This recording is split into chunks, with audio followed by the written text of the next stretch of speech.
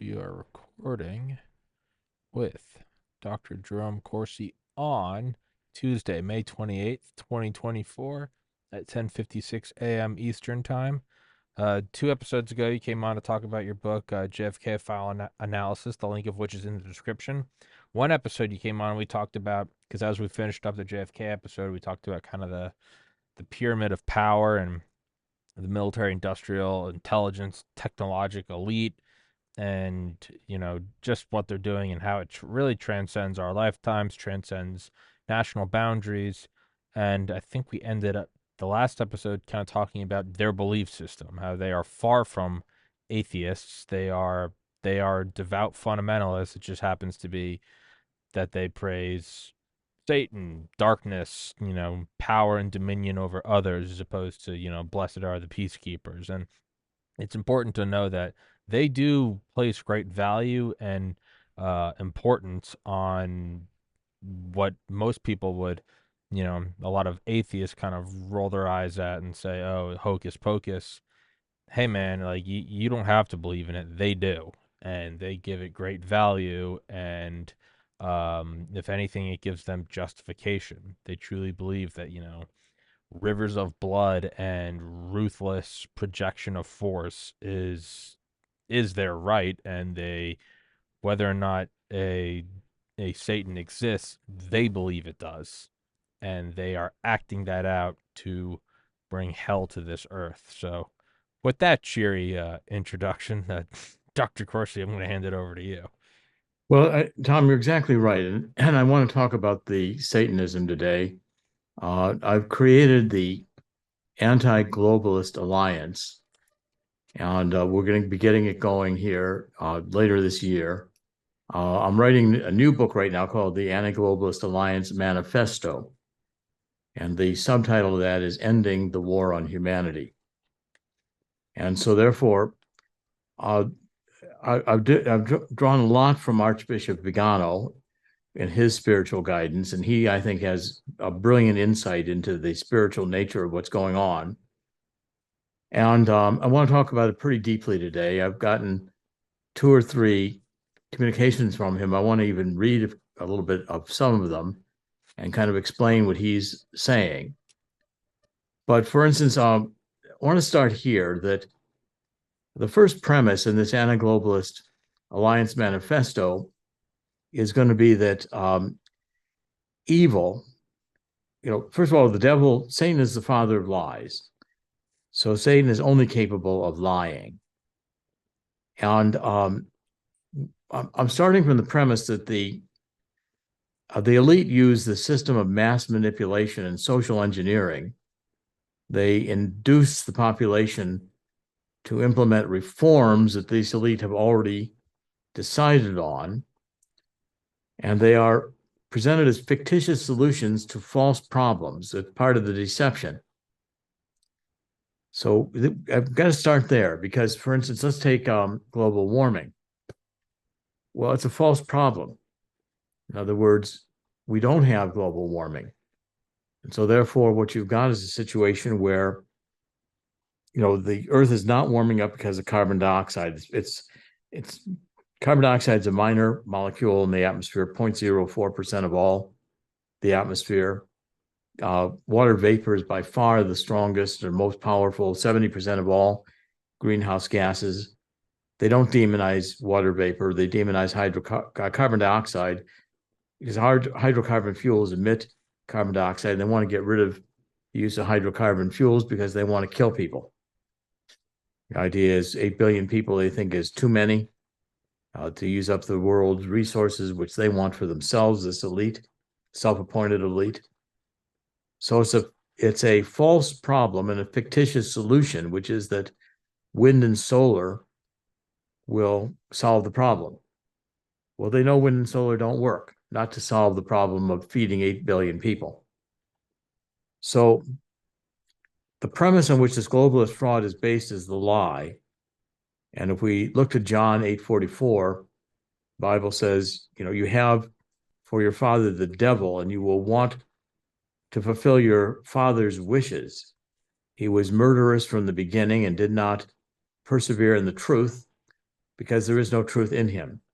When he speaks falsely, he speaks of his own, for he is a liar and the father of lies. Okay, so the elite then are not animated by goodwill. They're not the philanthropists they claim to be. They don't have the good of humanity at heart. It's utterly foolish and foolhardy to think that they do. So they refer to a philosophical and pseudo-theological approach, which is totally opposed to the Christian view. It's based on hatred of God and hatred of his creation on one hand, and hatred of redemption on the other hand. The aim is to erase the perfections of creation by replacing them with a substitute, grotesque counterfeit that wants to appear as such precisely so that those who accept it are aware they're being cheated. Okay, now, on the fundamental premise of this is that it's not enough just to do evil. This elite has to do evil knowing that it's evil. They do evil because it's evil. They do evil because it attacks God. Okay, and so therefore, it has another dimension to it. So, okay, if you do something that's evil, but you made a mistake, you didn't know it was evil, you didn't intend to do evil, that's not a sin. That's not the same violation of God's law. In fact, you can learn from that mistake. You say, well, now I see it. I was foolish. I didn't understand. Will now resolve never to do that again. And you make a moral decision. Okay, even if you did something that was evil. So a child steals something, and parents make the child realize that that's wrong. The child didn't think it was wrong. The child just wanted the thing, took it. Well, now the child's got to be made aware that you can't just go around grabbing anything you want. You have to respect ownership, and someone else may own that, and you have to respect their right to own that. And so therefore, now the next time the child takes something, knowing that it's wrong, now the child is committed a sin. Okay, so we go to Adam and Eve, or living in paradise like gods, and they broke God's command, and they suffered the punishment they knew was inevitable in exchange for this knowledge of what is good and what is evil. So Adam and Eve agreed to subscribe to their own condemnation in order to have the death of soul and body in exchange for eternal bliss. But that's not much of a bargain. But that's what each of us chooses when we are faced with proof, with temptation. We accept as our interlocutor none other than the father of lies, knowing that he will lie, since he knows how to do nothing else. His deception will inevitably be to our detriment. So it's almost homicidal from the beginning, capable of nothing but killing it, or suicidal. Yet we listen to Satan. At the moment we have to choose whether to obey God or Satan, we agree to antagonize the Almighty, knowing that his will, that this will entail consequences for us and for society in which we live. In order to pander to the evil will of Satan, we know is certainly our enemy and who envies our chances of salvation that are denied to him. It may appear to be folly, and in fact it is, but therein lies the ultimate meaning of sin. We freely choose to do the evil, knowing it is evil, and also hearing it from one who urges us to do it. If this were not the case, if we were simply deceived by the devil and believed in good faith that we were doing something morally permissible, at least not particularly serious, we would not be making a moral choice. We would not be imputable for an action that is not totally conscious. So when these people are engaged in supporting wind and solar, some of them are just duped. They just think it's the right thing to do. They're not truly evil. But those who are perpetrating it, those who are at the heart of it, are doing it because it's evil. They're doing it because they intend to kill, because they intend to destroy the ability of the planet to support 8 billion people. And that's something that now we're dealing with what evil is. And that's where I'm in this, what I'm doing in this book on the manifesto for the alliance is the first part of the book is showing how, for instance, the climate nonsense is a lie and how it produces results and solutions that don't work. And in the second part, I'm explaining that in more moral terms. So the book is being written in two halves. One half is just straight prose, explaining the problem. Second part is being written with more of a moral tone to it. So it's more of a theological writing. First time I've really engaged in writing theology as such. But it's kind of transitioning to a new part of my career where I want to explain things to people a little bit more deeply. So are you tracking with me, Tom? Yes, sir. Any questions? No, keep going. Okay, so this is this blindness it's a theological view, but it's not limited to a Christian sphere. It permeates the action of the Satan and his adherents, who believe that this whole idea that Satan is in a sense their God, and this is the pride that you can usurp God, his absolute supremacy, which brings about basically our own fall. But they are devoted to evil by their own admission, by their cultural and philosophical references, by their dealings with undeniably anti-Christian and anti-Christic entities and movements, and by their ostentatious aversion to everything that constitutes the foundation of our civilization, which is undeniably Christian in origin, or say Judeo-Christian. So to use an example, in Nazi Germany, the Reich leadership belonged to movements that theorized the existence of a superior race and the elimination or the domination of inferior races. The particular social and political action the Nazis were starting from an approach that none of us would share and is repugnant to our culture, our religion, our very membership in the human family. But this is entirely irrelevant if what motivates Nazism is its insane conviction that it is an instrument of power for the Aryan race. That's why we must understand that we cannot look at the effects of Nazism without identifying and understanding its ideological matrix. Likewise, we cannot look at the effects of the globalist coup as if they were a result of pure coincidence or mere lust for power, and not what it actually is, the logical and consistent consequence of a particular form of mentis, a particular form of mind. Those who serve evil do not want to just deceive us. They want us to recognize and accept the deception, taking part in the revolution, which is the reversal of the divine order, the cosmos, the logos, which is ontologically impossible precisely because it is based on God.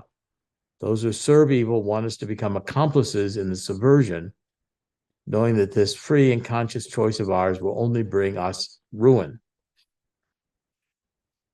So it's a completely perverted frame of mind that begins to say, okay, we can have abortion because we want to have abortion. We can go in, we're going to kill a living baby.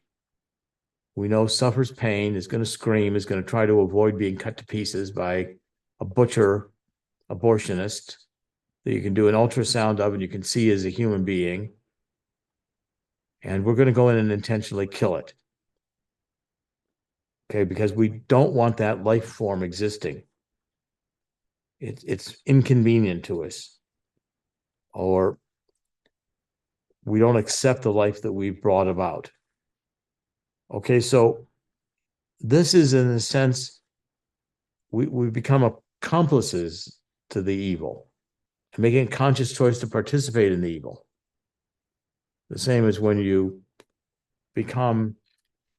find yourself running a Nazi prison camp and supervising the extermination of Jews. And yet you know it's evil. You see them being killed. You see the families being separated. You hear them pleading for their lives. And you brutally separate the families, kill the women and children, kill the men, and do it in a brutal way. And this is the evil is astounded because you've become a willing accomplice in a violation of God's law.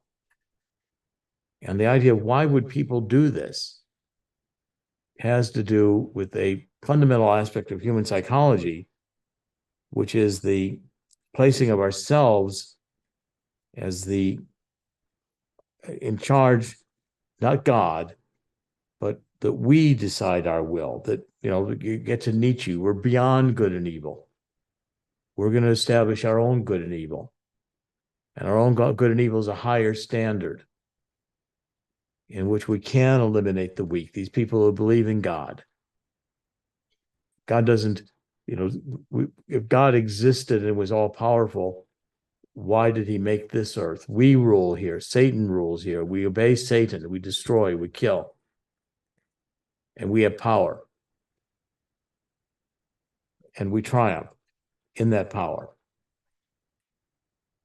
So this way of acting touches not only our existence, we're personally confronted with moral choice, but we find it at the social level when the fraud is aimed at making the masses accept it as inevitable, what we more or less consciously consider most likely to be harmful to us, to our nation and humanity. Choice in this case is similar but not identical. For manipulating the masses, there's a need for the concurrence of a multiplicity of individuals who do not necessarily realize the ultimate goal and ideas that determine it, but who in their cooperation and their subversive plan, the cooperation in the subversive plan, know that they must obey people who are certainly not animated by good intentions. It's extremely revealing that the complicity of subordinates is always obtained either through bribery or blackmail. Through bribery by offering money and power, exchange for uncritical obedience. You can rule the world. You will be among the wealthy. You will be entered into the elite. You will be one of us. You will be a high Nazi official. Or through blackmail by threatening to bring to light the crimes or scandals of subordinates if they do not comply. That if these crimes were committed with the logistical cooperation of members of the elite, as with Epstein's Island or his apartment on Avenue Foch in Paris, the evidence for blackmail is already in the hands of the blackmailer. No wonder then the elite relies primarily on these levels, the economic and the blackmail levers, which are complementary. Okay, so when you're dealing with this level of corruption, you see the elite succeed in making themselves enormously wealthy.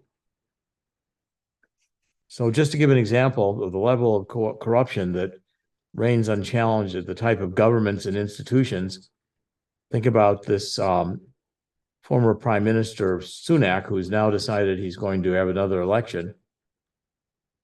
And he increased his personal wealth from 120 million pounds at the beginning of his term to 651 million at the end of his term, refusing to specify whether this exorbitant wealth was due to the speculative investments in the Moderna vaccines. So when a criminal investigation weighs the origin of money accumulated by these politicians, we'll have proof of their total corruption. Same as the Bidens. The Bidens have how many billions of dollars? Okay, so yes, you're rewarded with wealth at this level of doing evil. But again, that these techniques of social engineering, what Desmond calls the mass formation, they're studied in American circles since the 20th century, developed in academic confrontations with exponents of National Socialism. And they serve to apply to social groups the rules that apply to individuals according to a mentality that looks at human beings as being traceable to the dynamics of laboratory guinea pigs or termite mound. So the pseudoscience approach of Malthusianism, which starts from a totally false premise, such as world overpopulation and progressive reduction of all available resources, that shows itself for a pretext, exactly as are, for example, the theory of anthropomorphic global warming, the gender theory, the need for global health governance to cope with coping with pandemics. These are all a false problem for a false solution. And how do we behave in our dual capacity as individuals and members of a social body at a time when an entity that is so powerful in means and resources is forcing us to change our lives, our daily routine, our work, the way we look at our own and our children's future, and everything that constitutes our identity from a material and spiritual point of view. So the fraud consists in artificially creating a false problem to make us believe that we are forced to do or suffer is that's the only solution and we have to cope with it. And that we have to accept that solution. Okay, so we're told that the need for a vaccine is needed to cope with the pandemic. That's true in the abstract. We have to make an effort of will to understand that this shareable principle is flawed in its premises, since it is the pandemic that was planned in the laboratory for the purpose of making us believe that a vaccine, but it's not a vaccine, which not only does not serve to contain the virus and avoid complications for those infected, but was not intended to cure the disease, and on the contrary, it serves to cause illness and death. That's precisely the main purpose, to exterminate the population, to create chronically ill people, to make the inoculated fertile so that one day they do not reproduce, thus to force ones to treat themselves with therapies prepared by those responsible for the diseases, and the others to resort to surrogacy or artificial insemination, offered as a solution to an otherwise non-existent problem. We previously had naturally and freely, or at any rate, as our choice among multiple options. In fact, it was replaced by a surrogate, which we most likely would have ruled out if we'd been left with alternatives. Okay, so it's a great seduction. And you see it among people who say, well, we have to get vaccinated. It's the unvaccinated who are going to cause us the harm. And they've truly internalized these values on trusting a government which has become satanic and is designed only to lie to them. So when you get to this level of corruption, what fascinated me in writing the book about the Kennedy assassination, the final analysis was the deep state decided that since Kennedy would not go to their wars, they had to kill him because he was going to produce peace.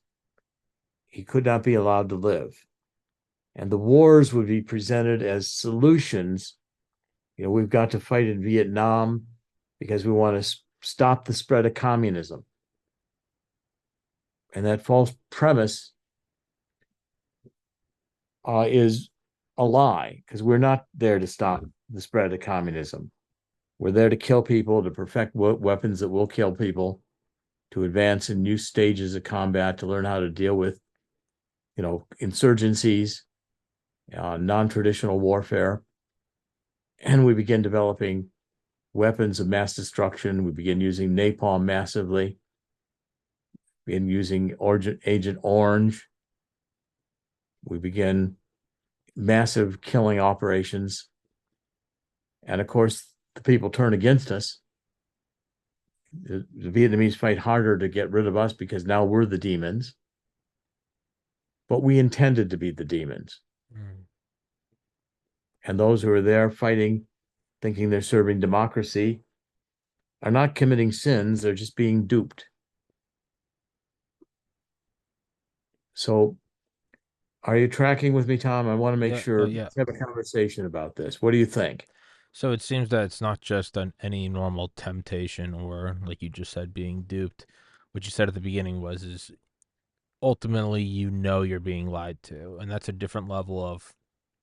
I mean, it is a mirror of, I would say, Christianity, in that it's not that you're being lied to and said, "Hey, you're gonna have all this wealth and power, and I'm gonna take care of you in the end." It's a satanic force saying, here's all this wealth and power, and yeah, you won't be hurt in the end, knowing full well that the devil will hurt you. The devil's gonna stab you in the back. But to know that, and for that to be a prerequisite to accept it and go, I know this force is going to screw me over. It really is the inverse of faith. To follow God, to follow Christ in this life is to do the right thing and ultimately know that this life is immaterial, that there is more, that there is another realm where this is just passing. It is the satanic uh true satanic form. It is the exact mirroring of it. It's the devil's telling you something and you're telling the devil something. The devil knows that he's lying. You know he's lying. He knows you know, and you know he knows you know. It is at its core, it is a pact with a force that is ultimately screwing you, but you know it from the get go. You're not being duped. You're not, when you sell your soul to the devil, it's not what happened. How, it's no, you're selling your soul to the devil. You're not leasing it. You're not giving him a timeshare. You're selling your soul to the devil. And that's something that I don't think I've really considered before, is to know that you're being lied to is a precept. Now, see, the fundamental premise here is that God doesn't exist, and that they know God exists. Mm, Like Harari says, you can't see God. yeah. It's a sky fairy. You don't know that there's an afterlife. You believe there's going to be an afterlife. When you die, it's just, the plug is pulled. Mm, You won't be anything. You will have no consciousness. You'll have nothing there. You'll just be gone. Poof. And so all these you believed and you've done all this good deeds and you've worked hard and lived an honest life and you're duped. So there's only here. So follow me. We'll be masters of this place. We're gonna have to kill some people. We're gonna have to, do some horrendous things. But the ultimate would be to abuse a child, to force someone to have sex with you, knowing that, and they know you're going to kill them as soon as it's over. And these are the kinds of things that go on in concentration camps. And when absolute evil is reigning, and there's no restraint on evil, and the rewards to this elite in terms of material goods is bestowed in terms of power. Nazis have the best uniforms, they look the best, got the best weapons, they can do mass extermination on an industrial scale, they can plan it like engineers, make the trains to the camps run on time. And what they're doing is inflicting horrendous horrors on those, separating women and children, killing babies in front of mothers, watching, having a man watch his family being sexually abused and being able to do nothing, and then killed and not be able to do anything about it. And they perpetrate these types of horrors, celebrating them. Because again, they have gone to Satan, and Satan demands lies and he demands evil to serve him. So therefore, this whole modus operandi, which, the first step, and here's how it again goes in terms of how the behavior is modified. So the first step places a paid product or service alongside a good that we already enjoy, making us believe we can choose whether or not to avail ourselves of it, and no one will deprive us of the pre-existing alternative.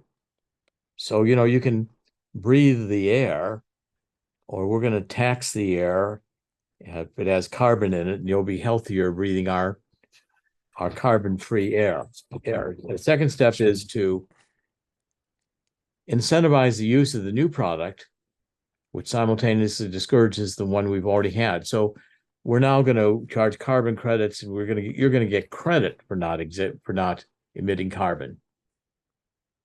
We're going to pay you. You're going to get credit for it. We're going to incentivize it. And the third step is, unless you're going to completely allow everybody to control your carbon footstep. So the third step makes it difficult or impossible to have the pre-existing good, and de facto forces us to buy the only one proposed. So by the end of it, you're no longer given a choice. Your cell phone monitors your carbon use, and you'll be punished if you don't comply. So we've gone from something that was completely free and available, air, to a system where, unless we accept the false solution, we're punished. So unless you participate in our crime, unless you help us find the Jews and turn them over, unless you help us hunt them down, if you hide a Jew, we'll kill your family. So the choice that was freely accepted before, which was a godly choice to preserve life, you are incentivized initially to kill, and then you are forced to kill or be killed. In that light, does that mean that the mark of the beast isn't some event that occurs at the end of time, but rather an ongoing generational choice? You accept the mark of the beast, and in the sense that you've put on the Nazi uniform, you complied with the Nazi salute, you even decide to take the vaccination, or you vaccinate your family knowing that the vaccine is harmful, and you participated in the evil, because if you don't do that, you can't take a trip. If you don't do this, you won't be allowed out of lockdown. So you better get a vaccine permit. Better make sure your vaccine permit includes your family, or you won't get on an airplane. You won't have a job at this company. You won't be allowed in the military. You comply with the forced vaccinations, and you get your family to comply with the forced, knowing that they're harmful.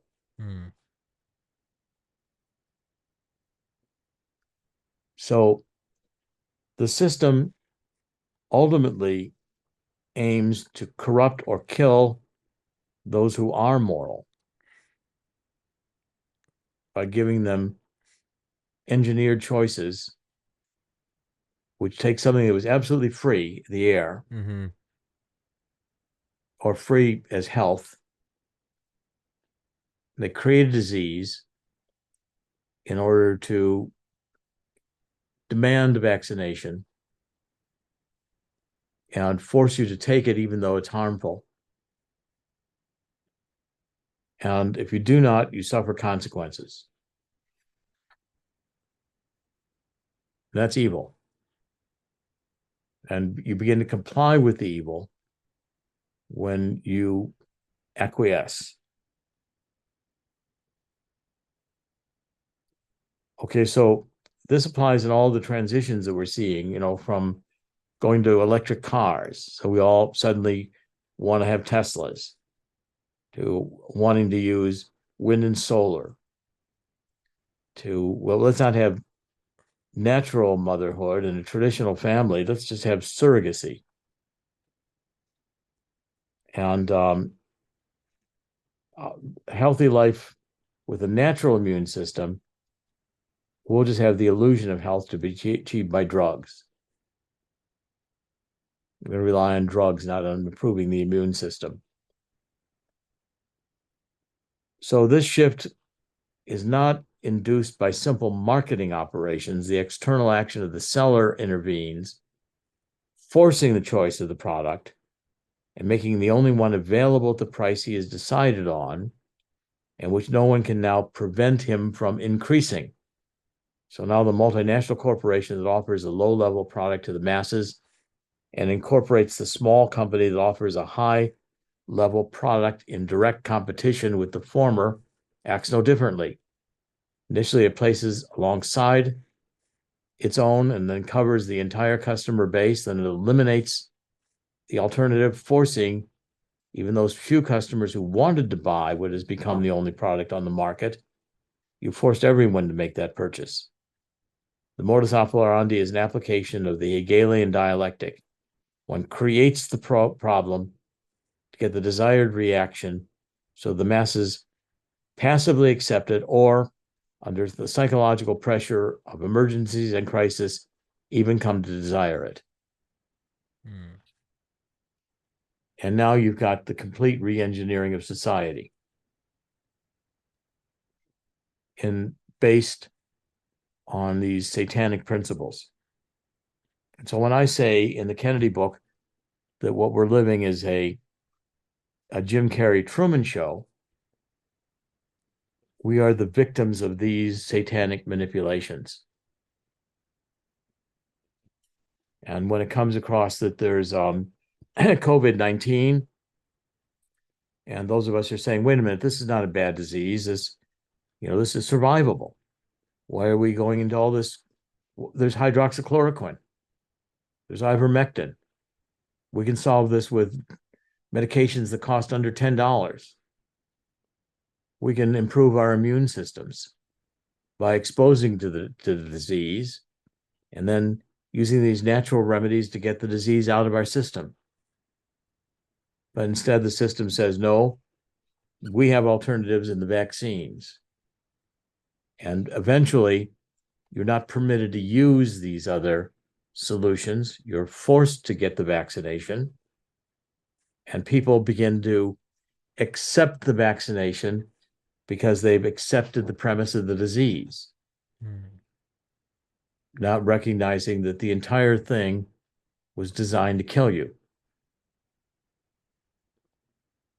And that by accepting the solution, you've just decided to commit suicide and you've decided to kill your family because you want to comply.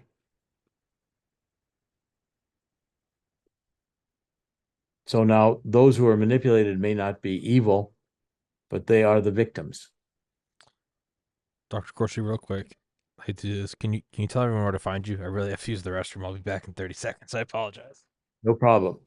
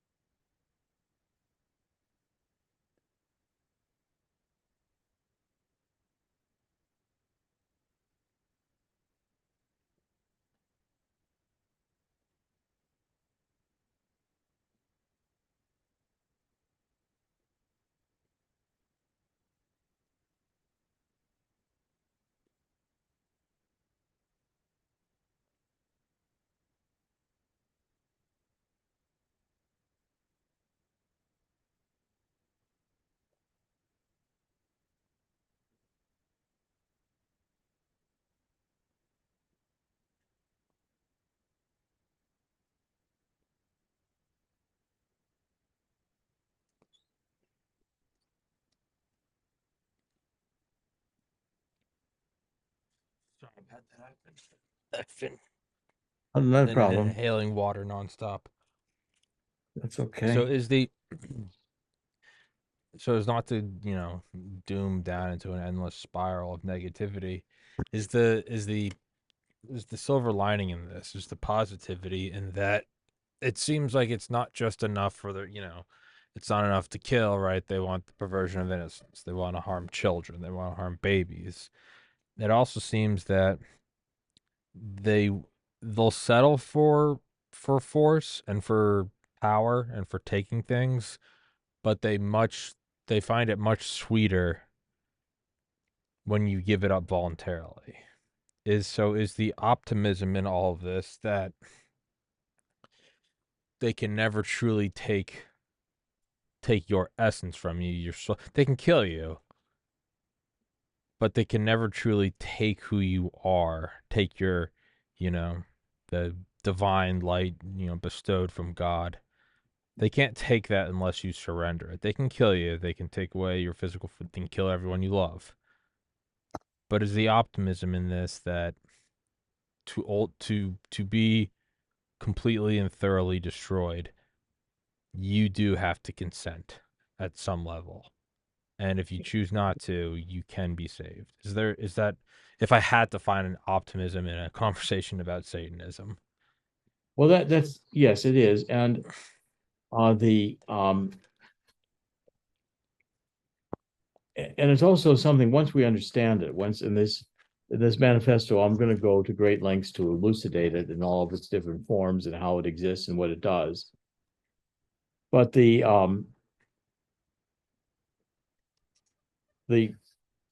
fact is, once we know the adversary's plans, once we understand how this operates, then we can expose, obstruct, or sabotage them. So the enemy acts in exactly the same way when he has planned a pandemic, one of these color revolutions, a proxy war, a climate emergency. Those who plan the coup know full well that there will be opponents and organize in advance to discredit or censor them. We've all seen how all that works. But there are solutions, and it involves resistance.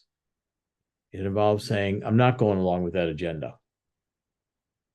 I see the evil. I'm going to expose the evil.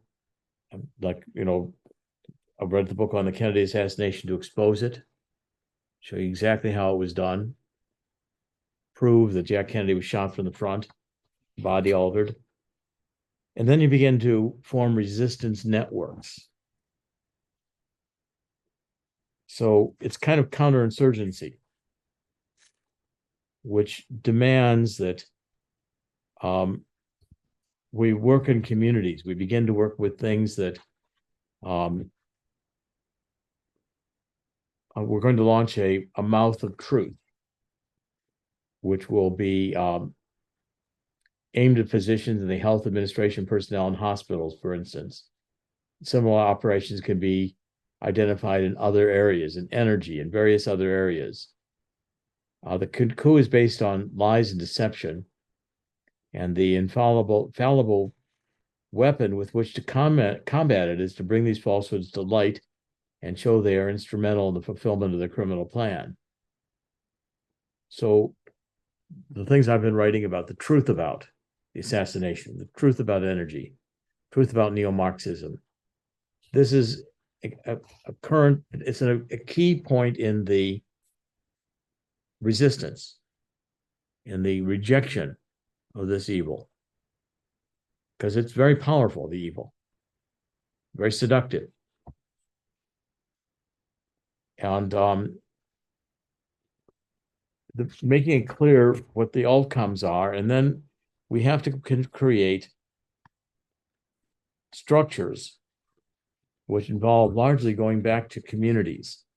So when the Roman Empire fell and the barbarians controlled the earth and Europe, and it wasn't possible to live in security, it started with the forming of monasteries and convents where people did work in a community And communities began to build around those for protection.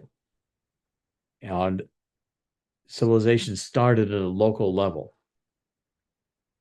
And so living where we are not controlled by these vast formation demand community structures. In other words, you've got to live locally. You can't live globally. Well, I'm going to adhere to a global policy. Well, no, first of all, you've got to adhere to your own well-being. So creating networks where, for instance, you don't have to participate in national schools, you can participate in community schools. You don't have to buy your energy from the utilities, you can buy your third-party energy directly from suppliers. You don't have to sell your produce to an agribusiness. You can sell it to a regional or local food processor, food processor that can take your produce or your vegetables and can bring them to local markets. You break the power of these global structures by empowering communities. And the communities can make their rules so that you're not going to have a group of unelected bureaucrats in Luxembourg or Brussels or Washington, D.C. determine that after 2030, you can't have an internal combustion engine. Mm-hmm. Okay, so you're beginning to say, okay, in a community, we're going to be moving in the direction, an anti-globalist direction, a direction where we're not going to have the monopoly of finance being in the hands of a few bankers. And you've got to restore belief in God. So you've got to have, again, a community which is a community of believers and where religion is openly celebrated in the public square. But the key to what I'm writing now, and the key to all of this, is to explain the structure of how this evil operates. Okay, so we can expose and sabotage the enemy's plans.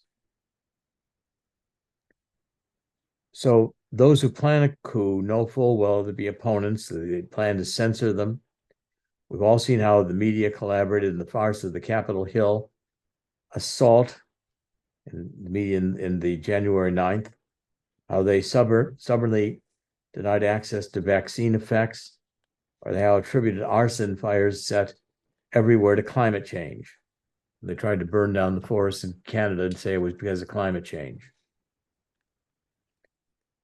But then when you remove the algorithm, the censorship algorithms, the whole castle of lies begins to collapse. And we begin to have ways in which we can get the truth. And the truth will expose the ridiculousness of these solutions, because they are grotesque solutions. The idea that you're going to have transhumans, that you're going to have transgenders. Well, transgenders are not going to they're not going to reproduce the human race. So they themselves are architected to end reproduction, and they're grotesque. That grotesque nature has to be explained as we return to men and women and families, nurturing children. You don't want to leave your children to these transgenders. So just to read some of the things that I've written here, the pandemic farce and continued attacks on individual freedoms throughout Western countries in the name of false emergencies has prompted many people to come together in groups and movements of resistance and denunciation. Associations have sprung up to gather victims of the various effects of gene serums, organizations of doctors who respect the Hippocratic Oath. And we do not submit to the dictates of big pharma, committees that protect farmers and ranchers, no farmers, no food. Coordinations of military and professionals suspended from work and salary because they were not vaccinated. Coordinations of parents who reject the LGBT indoctrination and gender perversions to which their children are subjected in schools and campuses, parties that demand the defense of national sovereignty and oppose ethnic substitution imposed through illegal immigration. All these forces can cooperate with the resistance without losing their autonomy, making a valuable contribution to countering the subversive plan of the elite. Membership of these movements in the Anti-Global Alliance will enable them to have some sort of representation, coordination at the international level, so their voices would be amplified and heard by those pursuing similar aims in other nations. This is the way we begin to reestablish truth and to reject the power of the multinational corporations, which, if we do not participate with them, will collapse. And I'm going to introduce ideas of creating local currencies, using cryptocurrencies, using not the currency developed by the national government, the central bank, having people think of their community as their primary sovereignty, not as the primary sovereignties in Washington, D.C., and we have to comply. If we want to have a community that's based on our religious principles, our principles, we can do that. And live where God is celebrated. So the restoration of light in this dark world is not going to be easy. But the lies and the fact that it doesn't work and the fact that their end result is death, it's suicide, it's a murderous agenda, not suicidal, is once people see this and get this, there's the fundamental chance that human beings will reverse this darkness and produce light. And it's a critical moment in human history where we have the technology now to empower Satan to have a thermonuclear war and destroy everything alive on Earth.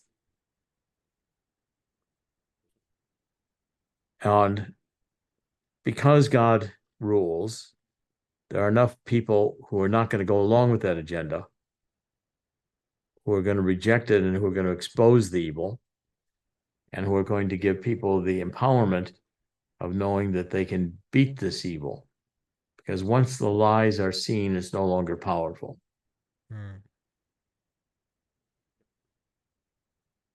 Once the lies are seen, it's no longer seductive. What this produces in the gender theory is transgenders, or ultimately necrophilia, or snuff sex, or killing babies to eat their flesh in sexual celebrations. These things are going to be so abhorrent, people are going to see it, and they're going to reject it. But you have to see it as it is in order to invoke the power of God, which will be necessary to turn this back. Do you think we're, it's long been anticipated? It's more like a game of chicken. It's not a surprise so much as both sides can see one another. But it's been long anticipated that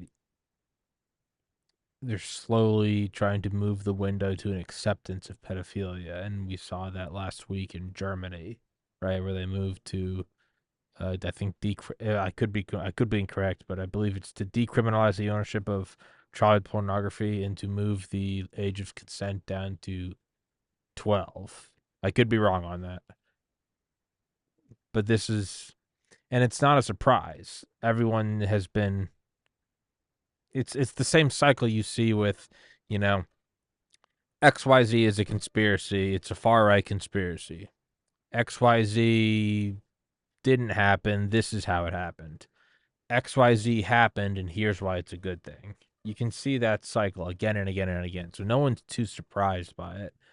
but it's, the right fears that there's going to be a normalization of pedophilia, and there is a shifting of consent laws, but here's why it's not what the right thinks. To, this has been passed in Germany, and here's why it's a sign of progressivism. Do you think that's what this is? Because again, it seems like they don't just want to. They don't just want to take it. They seem to want you to surrender to it and consent to it. That seems to be a sweeter victory for them.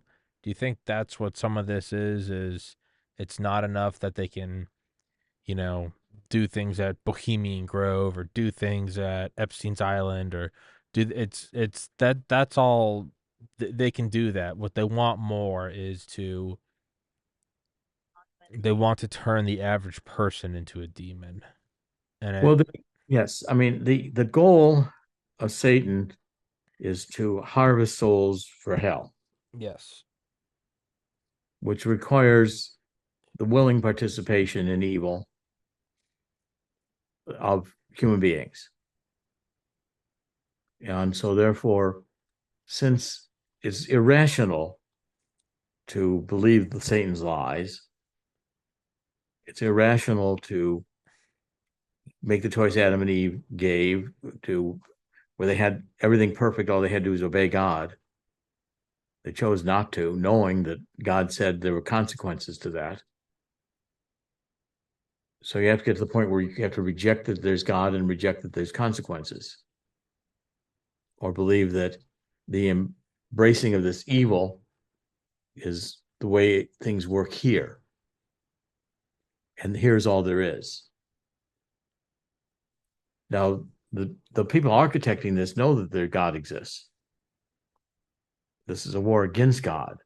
They've already crossed over. They've already lost salvation. They've already been damned. And now their only goal is to get others to join them, the damnation. Mm. The resentment, the heart of evil, which is not rational.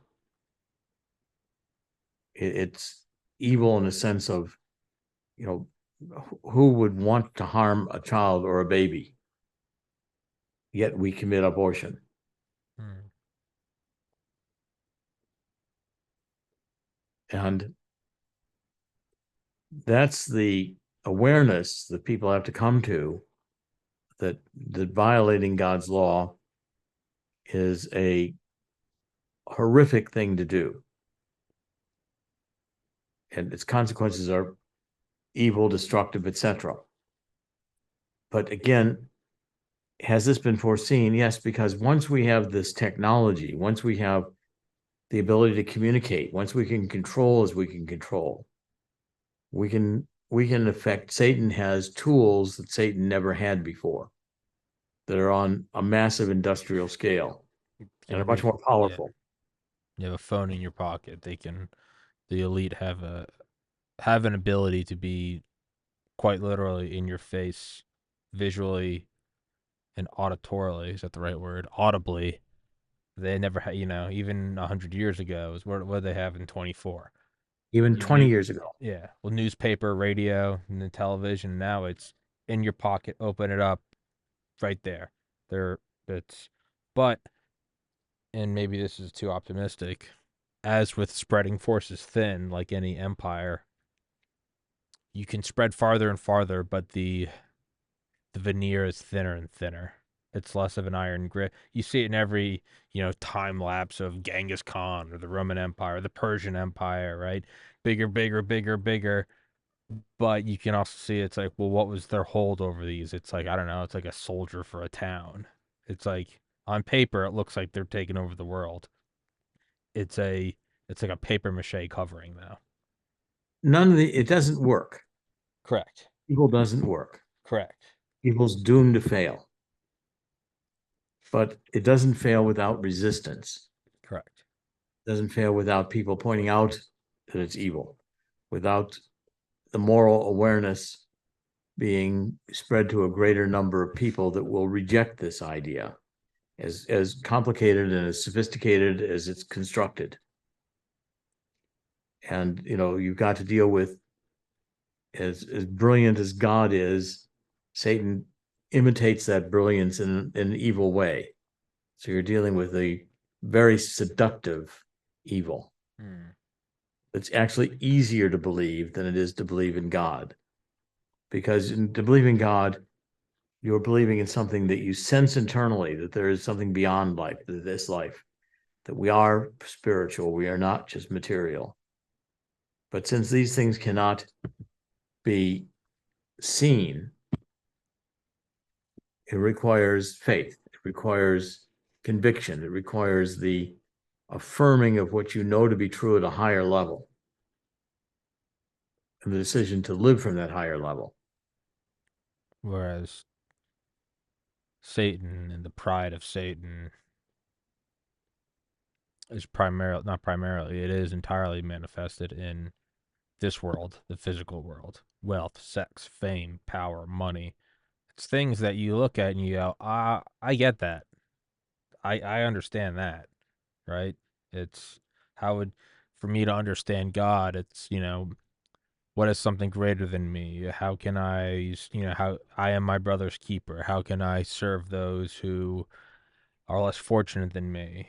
The satanic side is, you want your podcast to have 20 billion subscribers? You want to be the biggest in the world? You go, oh, I understand that.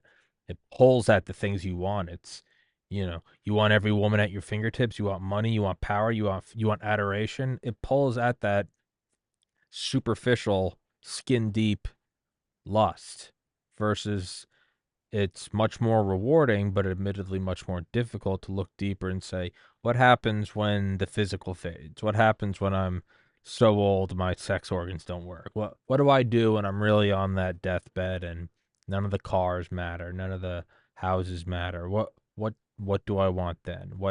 How do I want to have positively touched the most number of hearts in the best possible way? Not only that, doing it for people that can't pay it back to you. You're putting it out knowing that you don't get it back. It's it's much, much harder to wrap your mind around that. You have to get quiet. You have to dig deep. You have to go into vulnerability. It's the antithesis of Satan, which is, it's in the flesh. It's here and in this world that we know. It's much easier to go that route. Well, it's like evil is doing evil because it's evil. You embrace evil, you accept evil, you become evil. So too, you have to make a leap and you have to embrace God and you have to do good because it's the right thing to do, because it's without anticipation of consequences. So you have to make the same kind of decision for God that Satan wants you to make for Satan. And ultimately, it comes down to a conscious choice, what you have to make as to how you're going to live. And that's what's at stake, which in itself affirms the spiritual nature of this existence. That you fundamentally have to make a choice between good and evil. And you can't not make that decision. So therefore, you've got to choose. And the entire purpose of this exercise is to choose God, knowing that that's the not the true choice, knowing that's the only true choice, and doing that willingly, where you affirm life, you affirm your own life, you affirm the value of your own soul, and you reject this proposition that it's worthless, that evil, harming people, and you begin fundamentally living a moral life. Okay, so that's the transition that's at stake in human beings. And what we're dealing with today is these techniques of mass formation, getting everybody to accept a pandemic, getting everybody to accept transgenderism, to get everybody to accept all these other perversions. is, and say, you're creating a micro aggression if you don't use your proper pronoun. Yeah. Okay, so all these things, I think that what I'm trying to do is we're going into a final battle. And I think Archbishop Vigano has provided great guidance for how to fight this battle. And the spiritual battle is not going to be easily won, but God does win. Satan does not win. The lie does not win. Because in our human hearts, we know it's a lie. And once we develop the techniques to get that knowledge seen and spread by more people, it'll be rejected. The Nazism was doomed to fail. It was going to kill too many people. Eventually, it reached the maximum of its evil. It's as far as fires go, right? A forest fire is the best. It's the hottest, the brightest. But once you zoom out to on the scale of a fire in your fireplace or a bonfire at a lake, on those scales, what do those last? 6 hours? Maybe if you're out with family or something, you're drinking all day, maybe 12 hours. Once you zoom past the normal scale of fires, a forest fire is actually the worst. It burns everything, kills everything, burns itself out, and it can't burn again for decades. Right. That that's evil. On the surface, it is overwhelming, but on a longer scale, you can look at it and go, "This is not sustainable. Like it can't be." In other words, it's not just homicidal, it's also suicidal. Suicidal, yeah.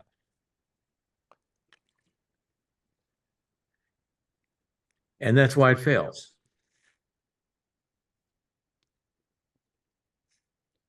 And so what I'm going to try to do with this anti-global alliance is to communicate these ideas in a simple enough form that they can be understood, and to reach enough people that we can begin to have an impact and start a worldwide movement where we reject this once people understand the techniques of how it operates.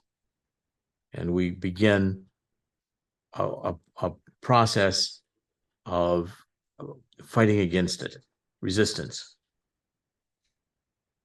Because the resistance wins, but it has to be started. And this is why I formed the Anti-Globalist Alliance, is why we formed this movement, why I'm writing these books. And I think we have an opportunity here to make a transformational shift in human consciousness, where human beings understand this dynamic and reject it, finally. Make it much more difficult to be seduced again. And I don't think God created this experience to lose. No. That's one thing I fall back on. I'm like, in my mind, it's like God, in the timeless, eternal state of God, God has lived through a trillion raised to the trillionth power universes. God has seen it not work out before. And he's probably bored by that outcome. Just being like the most pragmatic I can, if you can be pragmatic when talking about the eternal. But